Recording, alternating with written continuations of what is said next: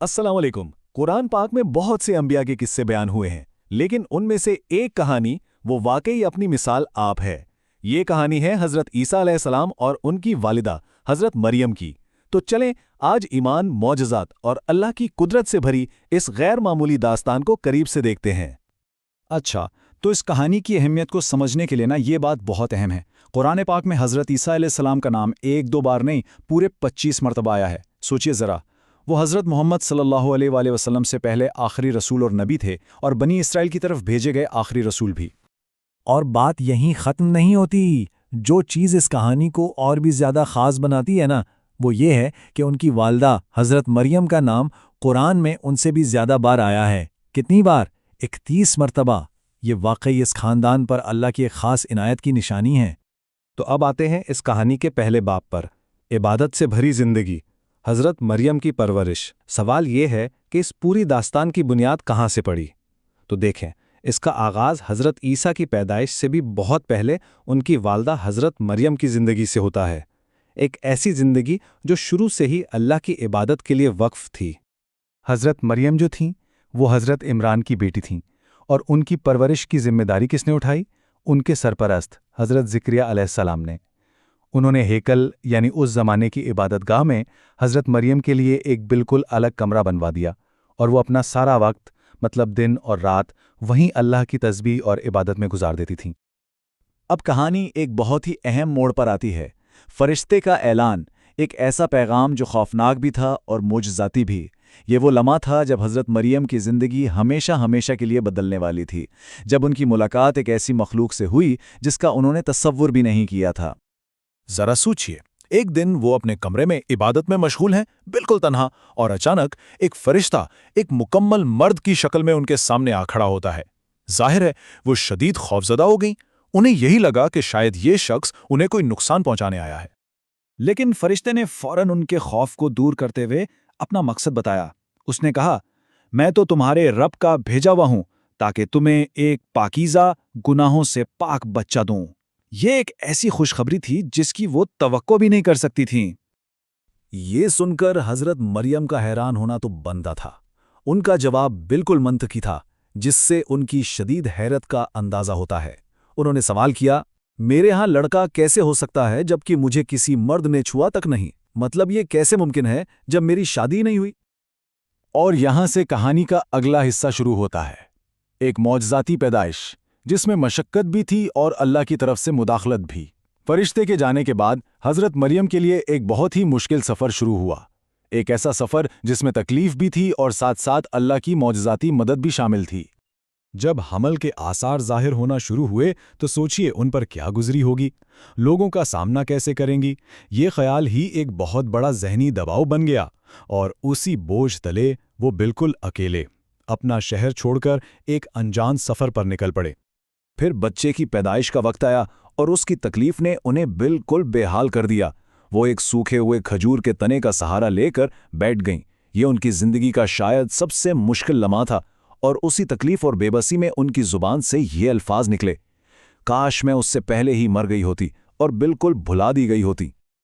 और ठीक उसी लम्हे जब वो अपनी हिम्मत हार चुकी थीं, अल्लाह की मदद आई। पहले तो एक आवाज़ ने उन्हें तसल्ली दी कि गम ना करो। फिर एकदम से उनके कदमों के नीचे पानी का एक चश्मा बहने लगा। इसके बाद उन्हें हुक्म मिला कि इसी खुश्क खजूर के तने को हिलाओ, और जैसे ही उन्होंने ऐसा किया, इस सूखे तने से ताज़ा पकी हुई खजूरें गिरने लगीं।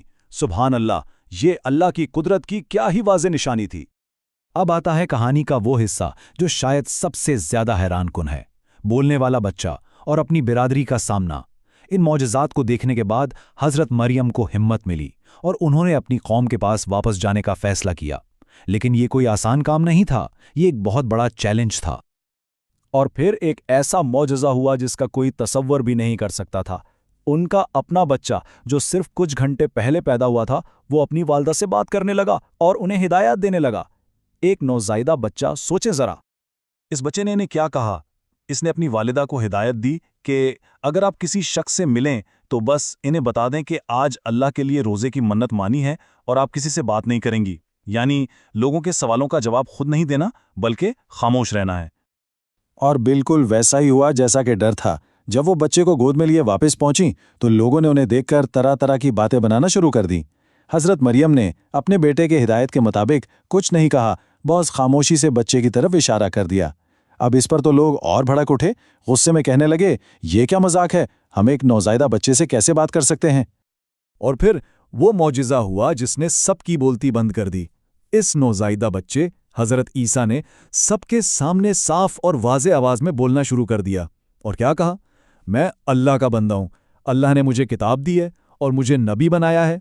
मुझ पर सलामती हो, जिस दिन मैं पैदा हुआ, जिस दिन मैं मरूंगा और जिस दिन मैं जिंदा उठाया जाऊंगा। बस एक लम्हे में सारे इल्जामात, सारे शुकूक, सब कुछ हवा में तहलील हो गया।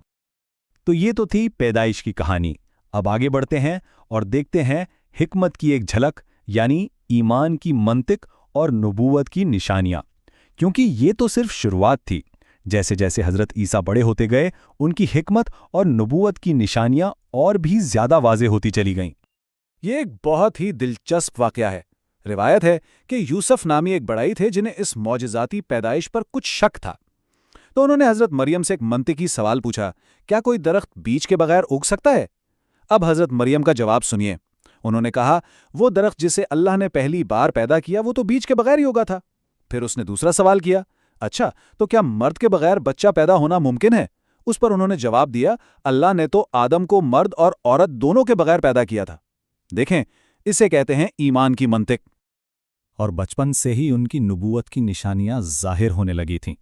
मसलन वो अपने दोस्तों को खेल खेल में बता देते थे कि वो लोग रात के खाने में क्या खाने वाले हैं, या फिर वो ये भी जान लेते थे कि उनके दोस्तों ने घर में कौन सी चीज़ कहाँ छुपा कर रखी है।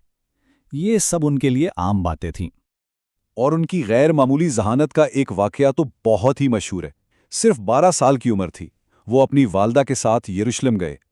वहां हैकल में वो कहीं से एक ऐसे कमरे में पहुंच गए जहां बड़े बड़े आलिम और पादरी लेक्चर दे रहे थे, और वहां जाकर उन्होंने ऐसे सवालात पूछना शुरू कर दिए कि इन पढ़े लिखे आलिमों के पास भी कोई जवाब नहीं था।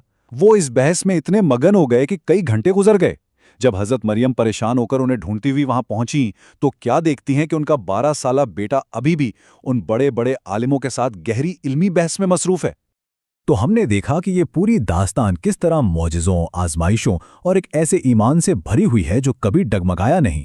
हजरत ईसा और हजरत मरियम की ये कहानी, ये ईमान की ताकत और अल्लाह की कुदरत की एक ऐसी मिसाल है जो कभी पुरानी नहीं हो सकती। और ये हमें एक अहम सवाल पर सोचने पर मजबूर करती है कि माजी के मौजिज़ात की ये कहानी हमारे आज के जदीद दौर की सोच को कैसे चैलेंज करती है कि असल में क्या मुमकिन है और क्या नामुमकिन।